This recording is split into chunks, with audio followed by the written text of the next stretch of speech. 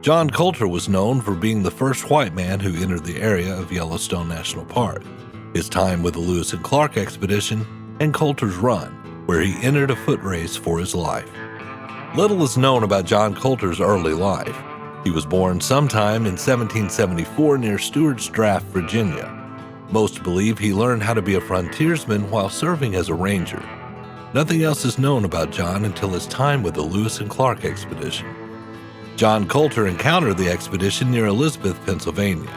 Meriwether Lewis was impressed by Colter's various skills, so on October 15, 1803, Lewis offered Colter the rank of private and a salary of $5 per month to join what became the Lewis and Clark expedition. Colter was considered one of the best hunters in the group and was routinely sent out alone to scout the surrounding countryside for game.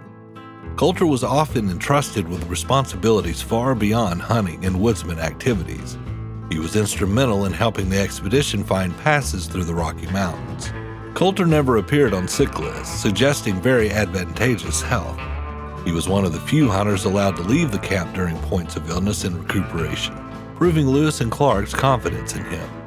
One major contribution Colter made to the Corps of Discovery was providing the expedition with the means to swiftly descend the Bitterroot Mountain. Once at the mouth of the Columbia River, Colter was among a small group selected to venture to the shores of the Pacific Ocean, as well as explore the seacoast north of the Columbia into present-day Washington State. As the expedition was returning to St. Louis, Missouri in 1806, the party was met by two trappers, Forrest Hancock and Joseph Dixon, who were headed to the Yellowstone River. Colter, not ready to rejoin civilization, was granted discharge from the expedition to join the trappers.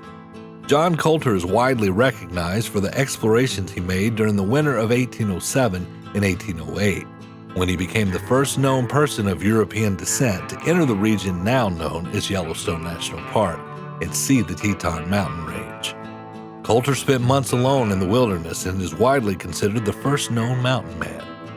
When Colter arrived back at Fort Raymond from his exploration of Yellowstone, few believed his report of geysers, bubbling mud pots, and steaming pools of water. His tales of these features were ridiculed at first, and the region was somewhat jokingly referred to as Colter's Hell.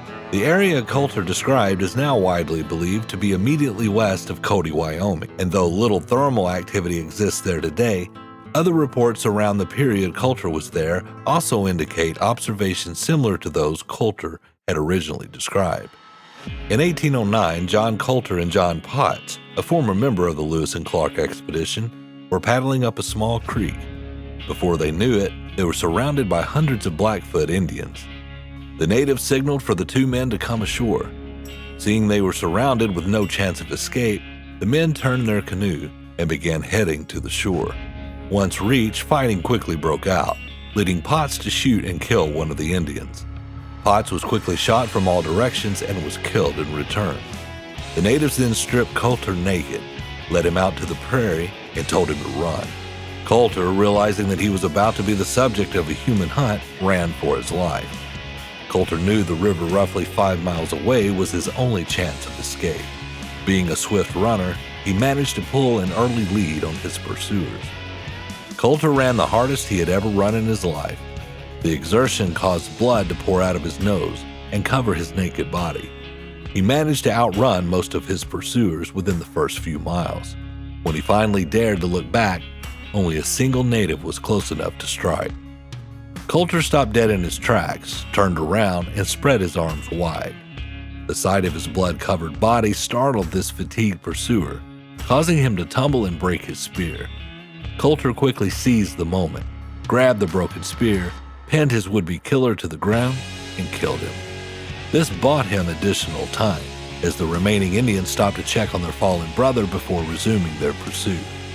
Enraged by their comrade's death, they began giving chase with more vigor. Colter finally reached the river, but he was not out of the woods yet. He jumped in the river and began to swim.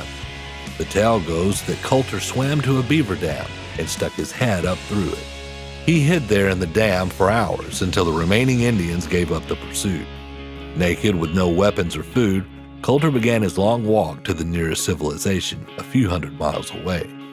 1 week later, John Colter officially won the foot race for his life by reaching the trading outpost and quickly becoming a legend of the West.